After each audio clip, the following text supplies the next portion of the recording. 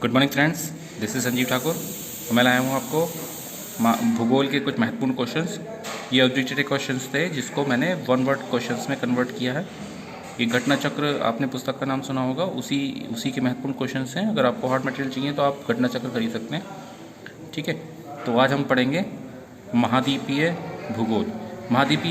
महाद्वीपों में से किस में सबसे ज़्यादा देशों की संख्या है? तो आंसर होगा अफ्रीका। अफ्रीका महाद्वीप में सबसे ज़्यादा देशों की संख्या है। निम्नलिखित में से किसके प्रति व्यक्ति भूमि सर्वाधिक है? किसमें प्रति व्यक्ति भूमि सर्वाधिक है? तो इसमें ऑप्शंस भी दिए हुए हैं साथ में। तो इन ऑप्शंस में से सबसे ज़्यादा है ऑस्ट्रेलिया। सबसे ज़्यादा है इसमें ऑस्ट्रेलिया। उसके बाद नेक्स्ट क्वेश्चन है, थर्ड क्वेश्चन, संसार में सर्वाधिक माध्य ऊंचाई वाले महाद्वीप हैं। तो सबसे ज़्यादा वो होता है अंटार्कटिका में होता है। अंटार्कटिका में सबसे ज़्यादा ऊंचाई है, सर्वाधिक ऊंचाई है, मध्य ऊंचाई, औसत ऊंचाई सबसे ज़्यादा अंटार्कटिका में है। तो ऑप्शन में अगर अंटार्कटिका नहीं मिलता है, दक्षिणी ध्रुव मिलता है, तो दक्षिणी ध्रुव लगाएंगे आंसर। यहाँ क्रम दिखाया गया, अंटार्कटिका सबसे ऊंचा, उत्तरी अमेरिका, फिर अफ्रीका, दक्षिणी अफ्रीका, एशिया, यूरोप और ऑस्ट्रेलिया। तो सबसे ऊंचा कौन सा हुआ? सबसे ऊंचा हुआ अंटार्कटिका। अंटार्कटिका सबसे ऊंचा। उत्तरी अमेरिका, उत्तर अमेरिका, ठीक है, या उत्तरी अमेरिका उसके सेकंड नंबर पर आता है। थर्ड नंबर पे अफ्रीका आता है। तो इसका एक बार क्रम थोड़ा सा ध्यान रखेंगे। कई बार क्वेश्चन ना उसके आसपास के भी आ जाते हैं जो लास्ट ईयर आए हुए होते हैं। उसके बाद आता है आपका किस एक महाद्वीप में उसके संपूर्ण क्षेत्रफल में मैदानी भाग का प्रतिशत सर्वाधिक है? तो जितने महाद्वीप हैं आपके, उनमें से सबसे ज़्यादा जो एक तरह से मैदानी भाग है, इस पर सिंपल खेती की जा सकती है आसानी से, है ना, वो भाग सबसे ज़्यादा किसके पास है? वैसे हालांकि खेती की बात नहीं करी, केवल मैदानी भाग की बात करिए। तो मैदानी भाग सबसे ज़्यादा किसके पास है? यानी जिस पे पहाड़ ना हो, पर्वत ना हो, पठार ना हो, ऐसा क्षेत्र सबसे ज़्यादा किस महाद्वीप के पास है? तो उसका आंसर होगा यूरोप। किसे पर्वतों का सागर कहा जाता है? तो वन वर्ड आंसर है, और जनरली SSC वगैरह में पूछा जा सकता है इस तरह का आंसर क्वेश्चन। किसे पर्वतों का सागर कहा जाता है? British Columbia. British Columbia.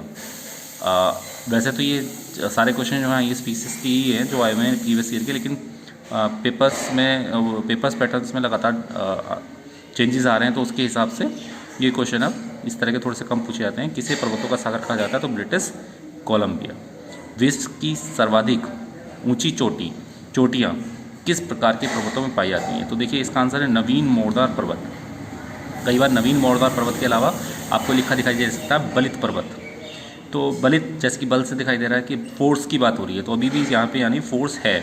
तो जहाँ पे फोर्स अभी भी है, तो वहाँ भी अभी भी चेंजेस हो रहे होंगे उन पर्वतों में, मतलब अभी भी जो है वो बन रहे होंगे, इसलिए इनको नवीन कहा जाता है क्योंकि अभी भी बन रहे हैं। ठीक है, तो हिमालय इसका एक महत्वपूर्ण उदाहरण है। ठीक है, तो इस तरह से हम कह सकते हैं कि नवीन मोरदार पर्वत जो है उसमें सर्वाधिक ऊँची चोटियाँ पाई जाती हैं। तो सर्वाधिक ऊँची चोटी विश्व की कहाँ है? एवरेस्ट है, जो कि हिमालय पर्वत में पाई जाती है। ठीक है, उसके अलावा विश्व की सर्वाधिक लंबी पर्वत श्रृंखला, देखिए विश्व की सर्वाधिक लंबी पर्वत श्रृंखला जो है, क्वेश्चन नंबर 7, एंडीज है, जो कि दक्षिणी अमेरिका में है। तो समझने वाली सिर्फ बात इतनी सी है कि विश्व की सर्वाधिक लंबी पर्वत श्रृंखला है एंडीज, और विश्व की सर्वाधिक ऊंची पर्वत श्रृंखला है हिमालय, और विश्व की दूसरे नंबर की सबसे लंबी पर्वत श्रृंखला है हिमालय। तो यहाँ आपको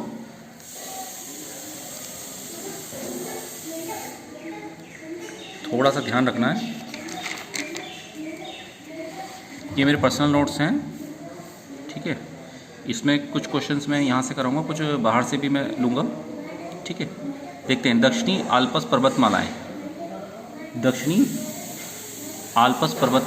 स्थित हैं न्यूजीलैंड। दक्षिणी आल्प्स पर्वतमालाएं स्थित है न्यूजीलैंड।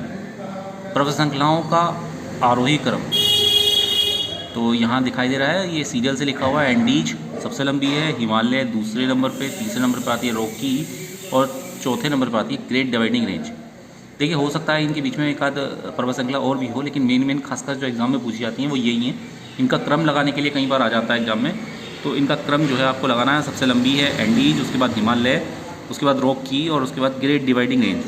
तो आपको पता है एंडीज दक्षिणी अमेरिका में है, हिमालय आपके भारत, नेपाल, भारत तिब्बत यानी भारत और चीन के बीच में है।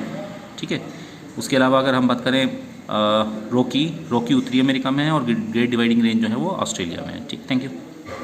उसके अलावा आल्पस पर्वत मालाएं किस देश का हिस्सा हैं? तो ये आल्पस पर्वत मालाएं जो हैं वो फ्रांस, ऑस्ट्रेलिया, जर्मनी और स्विट्जरलैंड, ठीक है, मध्यवर्ती यूरोप में पाई जाती हैं आल्पस पर्वतमालाएं। तो इसको इस तरह से याद रखेंगे।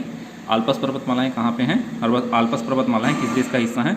आल्पस पर्वतमालाएं हैं फ्रांस, ऑस्ट्रेलिया, जर्मनी, स्विट्जरलैंड का हिस्सा। व्हाइट माउंटेन कहाँ पाए जाते हैं? व्हाइट माउंटेन या ब्लैक माउंटेन दोनों ही यूएसए में पाए जाते हैं।